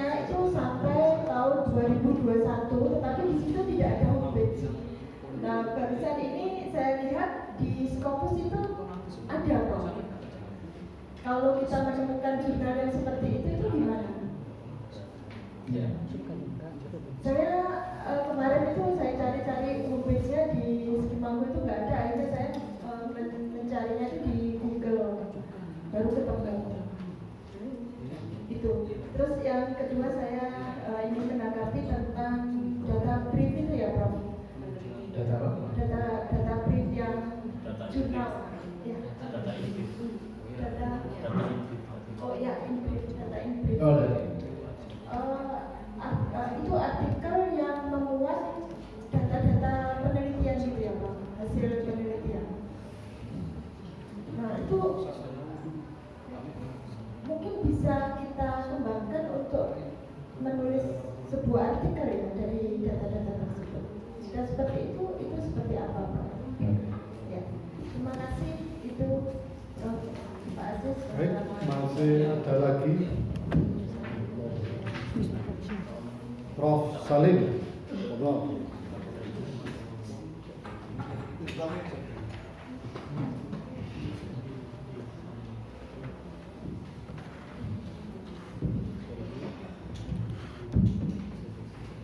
Terima kasih.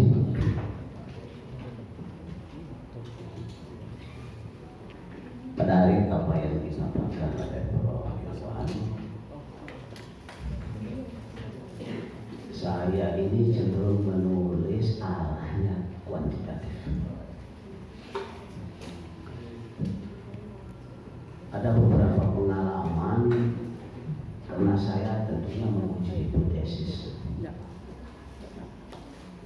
Hipotesisnya kadang-kadang banyak sampai 7, 8, 9. Berdasarkan data memang ada yang ditolak hipotesis. Saya mencoba mensubmit ke publisher, tidak begitu lama sebenarnya, ini pengalaman saja, seminggu di reject. Tetapi terus terang saja tidak ada alasan yang diberikan oleh publisher itu mengapa di reject.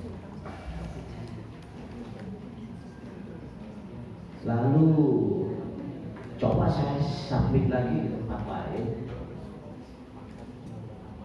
dan juga di reject. Kayak lari. Lalu saya diskusikan dengan teman, oh begini, coba hipotesisnya yang ditolak-tolak itu dibuang. Masukkan analisa yang kecenderungan diterima. Saya masih berpikir, tapi ini realita, ini realita dia ditolak ini. Saya coba saran itu, ternyata diterima, Prof. Nah, ini maksud saya bagaimana pengalaman Prof. Apakah hipotesis yang ditolak ini harus kita eliminir gitu ya, kita turunkan saja, dan memang itu secara akademik dibenarkan ya, sehingga kita memang harus melakukan elaborasi terhadap hipotesis itu menjadi kurang ya, yang seharusnya 9 ya mungkin karena ada 3 ditolak jadi 6. Apakah memang ada tipe-tipe publisher seperti itu? Padahal kita ingin memberikan kontribusi fakta tadi untuk mencari realitanya itu. Saya kira itu mungkin global ya, Prof. Terima kasih. Baik, saya kira langsung Prof. Ya. Oke. Jadi saya mulai dari ini ya, dari Prof. Salim.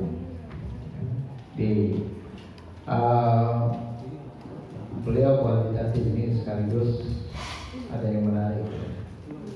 Karena ada pertanyaan ini, apa betul jurnal Scopus itu lebih mengutamakan penelitian kuantitatif dibandingkan kualitatif?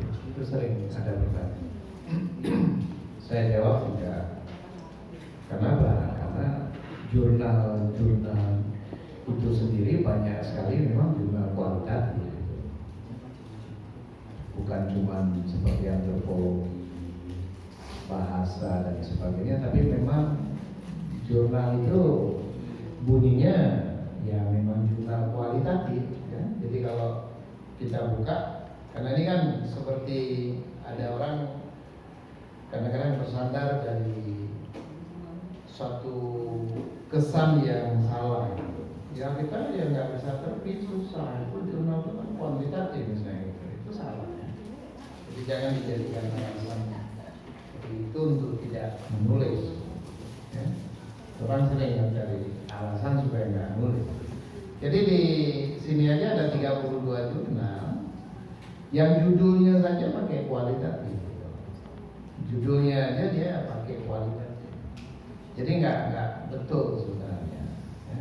Selain jurnal yang walaupun namanya tidak kualitatif seperti antropologi, ya itu jelas mengutamakan kualitatif. Humanities sangat kualitatif kan. Language walaupun ada juga kuantitatifnya, ya, itu satu. Nah, cuman yang benar apa? Yang benar orang kuantitatif itu lebih berhasil nulis di jurnal itu benar. Bukan karena dia kuantitatif, tapi karena orang kuantitatif dia suka memvisualkan data. Datanya ditaburkan, dibikin matriks, ada bar chartnya, kan? Ada foto, ya? Ada scan, ada gambar, macam-macam. Ya? Tampilannya itu visual, tampilan visual data. Nah, sementara orang kualitatif dia suka menyembunyikan data. Dalam tulisannya itu datanya disembunyikan. Di mana disembunyikan? Dalam cerita.